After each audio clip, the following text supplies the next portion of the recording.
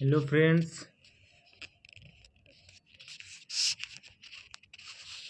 आज मेरा fourth chapter complete हो गया था। आज मेरा फिफ्थ चैप्टर है नीति निर्देशक तत्व। ये हम इंडियन पॉलिटी का एक सीरीज चला रहे हैं। उसमें भारतीय संविधान के बारे में हम पढ़ चुके हैं। तो आज हमें पढ़ना है नीति निर्देशक के तत्व, जैसे भाग 4 अनुच्छेद 36 से 51। नीति निर्देशक तत्व राज्य का कर्तव्य होता है।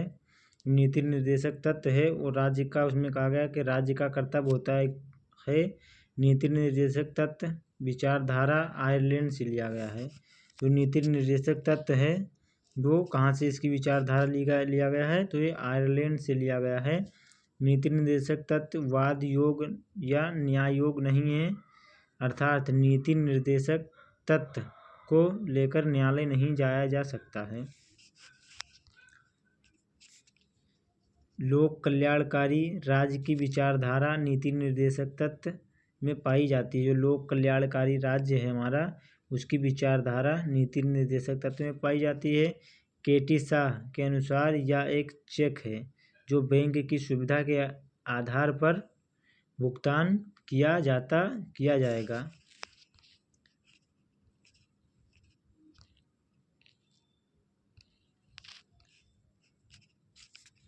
अंबेडकर ने नीति निर्देशक तत्व को संविधान की अनोखी विशेषता कहा। जो अंबेडकर हैं, भीमराव अंबेडकर से जो हैं, उन्होंने कहा कि नीति निर्देशक तत्व को संविधान की अनोखी विशेषता कहा।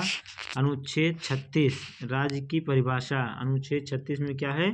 राज्य की परिभाषा है। राज्य का अर्थ कानून बनाने वाली संस्था, यानी राज्य का जो अर्थ बताया गया है उसमें कानून बनाने वाली संस्था, जैसे संसद और केंद्र सरकार। संसद और केंद्र सरकार। राज्य की सरकार, संसद, केंद्र सरकार, राज्य की विधानमंडल, राज्य के सरकार, ये चार हमारे हैं। हम पढ़ते हैं अनुच्छेद 37। अनुच्छेद 37 में जो बताया गया, राज्य के नीति निर्देशक तत्व संबंधित प्रावधानों को किसी भी न्यायालय द्वारा परिवर्तित नहीं किया जा सकता, लेकिन इसमें निहित सिद्धांत शासन व्यवस्था में मौलिक प्रकृति के होंगे। अनुच्छेद 38 जो हमारा कहता है कि राज्य लोक कल्याण की विधित के लिए कार्य करेगा, जैसे राज्य की असमानता को कम करने का प्रयास करेगा। जो राज्य की असमानता होगा उसे कम करने का प्रयास कौन करेगा? अनुच्छेद 38। अनुच्छेद 39 में क्या कहा गया? समान कार्य के लिए समान वेतन का प्रावधान अनुच्छेद 39 में बताया गया है।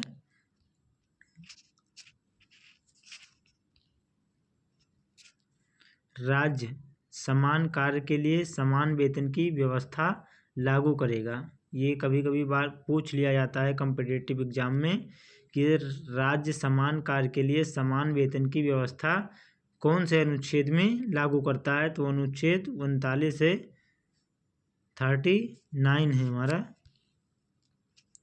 अनुच्छेद 40 ग्राम पंचायतों का गठन। जो हमारे ग्राम पंचायत होते हैं वो अनुच्छेद 40 के तहत ग्राम पंचायतों का गठन किया जाता है। ग्राम पंचायतों के गठन का उद्देश्य क्या होता है? लोकतांत्रिक विकेंद्रीकरण है। जो लोकतांत्रिक विकेंद्रीकरण होता है उसमें कहा बताया गया है, अर्थात शासन को कई स्तर पर बांटकर शासन व्यवस्था का संचालन किया जाता है। जो हमारा शासन है उसमें कई स्तर बांटकर शासन व्यवस्था को संचालित किया जाता है, लागू किया जाता है। अनुच्छेद 41। अनुच्छेद 41 कुछ दशाओं में काम, शिक्षा एवं लोक सहायता पाने का अधिकार, जैसे वृद्धावस्था, बेकारी, अंगहीनता, यानी जो वृद्धावस्था में हो या बेकारी हो या पागल हो गए हों या अंगहीनता या किसी अंग डिस्टर्ब हो गया, जैसे कोई विकलांग हो गया या किसी का पैर हाथ ना हो या पहले से ही मतलब जन्म से ये हो तो उनको ये सा सुविधाएं प्राप्त होंगी। ये अनुच्छेद 41 में कहा गया है। बेरोजगारी भत्ता कार्यक्रम तथा वृद्धा पेंशन अनुच्छेद 41 के आधार पर चलाए जाते हैं। आज बहुत से बच्चों को ये नहीं पता होगा कि जो वृद्धा पेंशन होते हैं और जो वो कुछ अनुच्छेद के आधार पर चलाए जाते हैं। तो बेरोजगारी हो गया भत्ता कार्यक्रम तथा वृद्धा पेंशन अनुच्छेद 41 के आधार पर यह चलाया जाता है। अनुच्छेद 42 में काम की न्याय संगत एवं मनोचित दशाओं तथा प्रसूति सहायता अनुच्छेद 42 में मिला है। महिलाओं को न्याय संगत का काम दिया जाएगा। जो महिलाएं हैं उनको न्याय संगत का काम दिया जाएगा। गर्भावस्था के समय महिलाओं को मातृत्व अवकाश दिया जाएगा। अनुच्छेद 43 में कहता है कर्म करो के लिए निर्वाह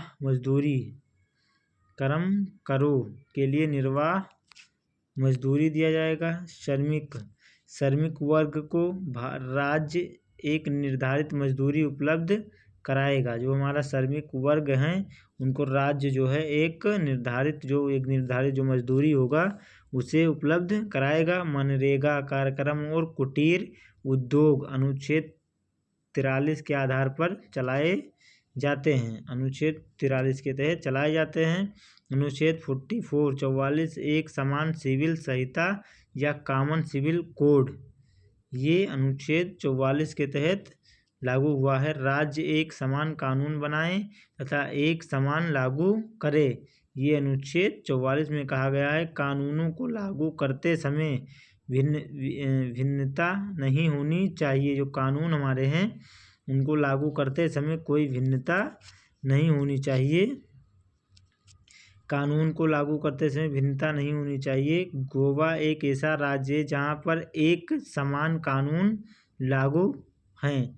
गोवा मात्र एक ऐसा राज्य है भारत में जो इसमें जहाँ पर एक समान कानून लागू हैं, चाहे वो अमीर गरीब चाहे जिस कास्ट का हो।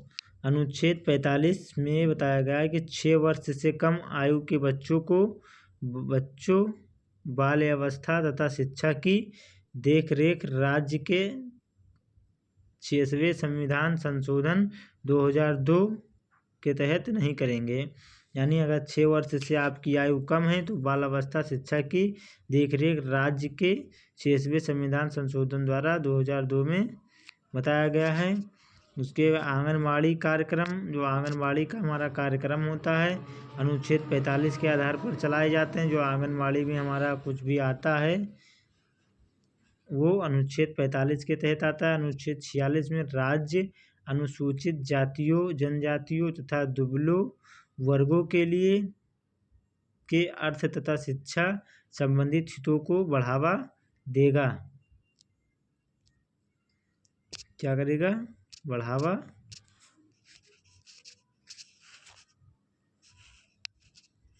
देगा। राज्य अनुसूचित जाति जो जनजातियों एवं दुबले वर्गों के लिए निःशुल्क कोचिंग संस्था, छात्रवृत्ति तथा प्रतियोगी परीक्षाओं के लिए शुल्क में कमी जैसे कार्यक्रम चला रही है। अनुच्छेद 47 पोषाहार स्तर, जीवन स्तर तथा लोक व्यवस्था में सुधार का प्रयास राज्य करेगा।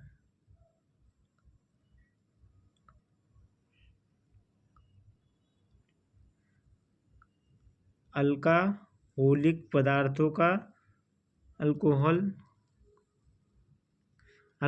जो पदार्थ हमारे होते हैं पदार्थों का प्रयोग औषधि के रूप में किया जा सकता है, लेकिन जब हम औषधि को छोड़कर अन्य कार्यों के लिए प्रयोग करते हैं और ऐसा करने से जीवन स्तर, पोषाहार स्तर पर और स्वास्थ्य प्रभावित हो जाता है तो राज्य प्रतिबंध लगा सकता है। इससे मतलब जो अल्कोहल पदार्थ हमारे होते हैं, औषधि, अगर उसका प्रयोग हम सही जगह करते हैं तब तो वो माना जाएगा। अगर वो गलत जगह प्रयोग होकर अगर जो व्यक्ति हैं उसका पोषण में कोई कमी आता है, उनका स्वास्थ्य में कोई गड़बड़ी आता है, तो इस पर ये सरकार क्या करते हैं, प्रतिबंध लगा सकते हैं। इसी अनुच्छेद को आधार बनाकर बिहार के दारू बंद कर दिया गया। मतलब इसी अनुच्छेद को आधार बनाकर बिहार में दारू बंद कर दिया गया था। अनुच्छेद 48 क्या कहता है, कृषि एवं पशुपालन का संगठन। तो कृषि और पशुपालन है उसका संगठन कैसे होगा। अनुच्छेद 48 में राज्य कृषि के विकास के लिए ऋण, कर्जा, सिंचाई, उन्नतिशील बीजों की व्यवस्था, पशुपालन के विकास के लिए अच्छे नस्लों के पशुओं के वध पर प्रतिबंध, भारवाहक पशुओं के वध पर प्रतिबंध लगाएं। अनुच्छेद 48 का में पर्यावरण का संरक्षण, संवर्धन तथा वन जीवों की सुरक्षा के लिए ये प्रावधान बनाया गया। राज्य जो है वनों को नष्ट होने से बचाएगा तथा वृक्षारोपण कार्यक्रम चलाए जाएगा। वन जीवों की सुरक्षा के लिए राज्य अभयारण्य की व्यवस्था करेगा। अनुच्छेद 49 में कहा गया राष्ट्रीय स्तर के स्मारकों, स्थानों एवं वस्तुओं का संरक्षण। राष्ट्रीय स्तर के स्मारक जैसे लाल किला हो गया, ताजमहल हो गया, स्थान